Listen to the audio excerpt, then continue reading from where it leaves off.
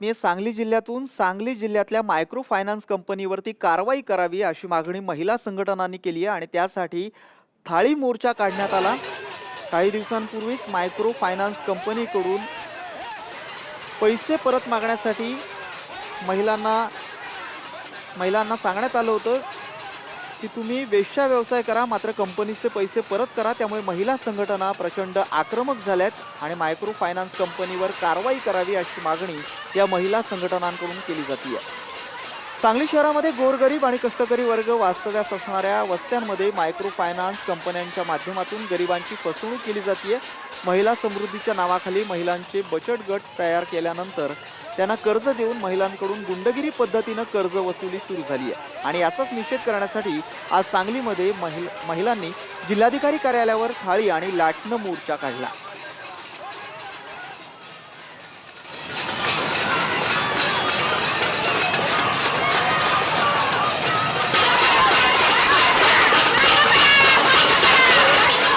आम्ही रामकृष्णनगर कुपवाड मधून महिला सगळ्या आलेलो आहोत.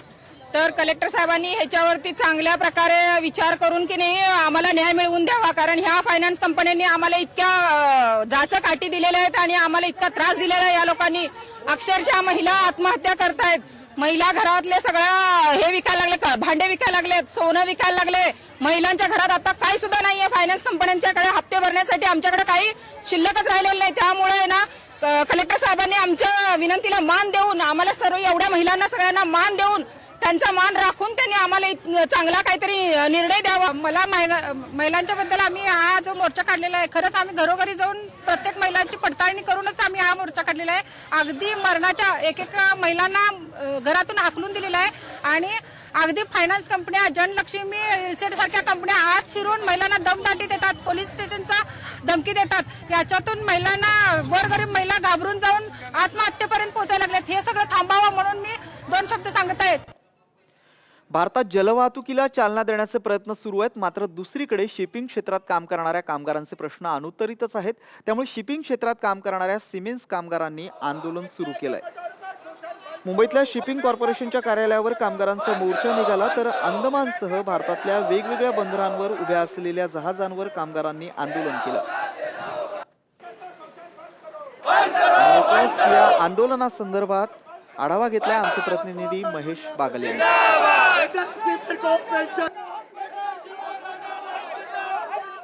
सिमेन्स कामगारांचा प्रश्न अजूनही अनुत्तरित आहेत आणि याला अनुसरून आज फॉरवर्ड युनियनतर्फे मुंबईतल्या डीजी शिपिंग कॉर्पोरेशनवर मोर्चा काढण्यात आलेला आहे. फक्त मुंबईतच नाही तर भारतातल्या वेगवेगळ्या ठिकाणी आज आंदोलनं केली जात आहेत.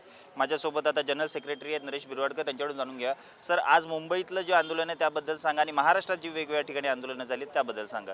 आत्ता हा जो आंदोलन आहे महाराष्ट्रामध्ये आम्ही डीजी शिपिंगवरती मोर्चा केलेला आहे.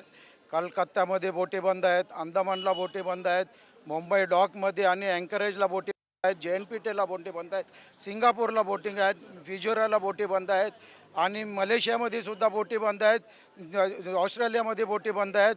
सर्वांची मागणी एकच आहे की एक MLC वेजेस चालू करावा, रिटायर सिमेंटला 5,000 मिनिमम पेन्शन चालू करावा, त्यांचा फॅमिली मेडिकल चालू करावा.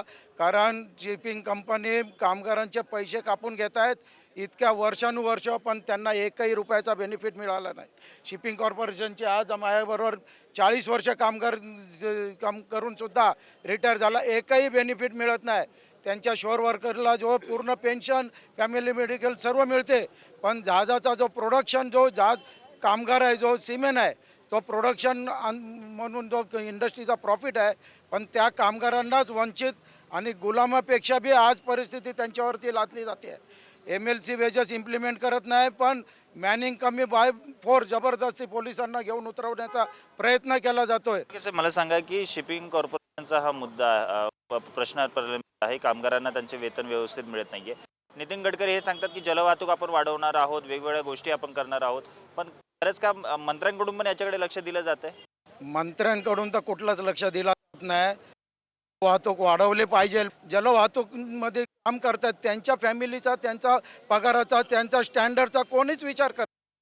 कुठल्याच युनियन बरोबर बोलणे करत नाही. एक दलाल युनियनला घेऊन येतात, त्यांच्याबरोबर जे बोलणे करतात. या ठिकाणी आपण पाहिलं की कशा प्रकारे सिमेन्स कामगारांचा मोर्चा आज डीजी शिपिंग कॉर्पोरेशनच्या कार्यालयावर आलेला आहे. कॅमेरामॅन नितीन बोडारेसह महेश बागल, साम टीव्ही, मुंबई.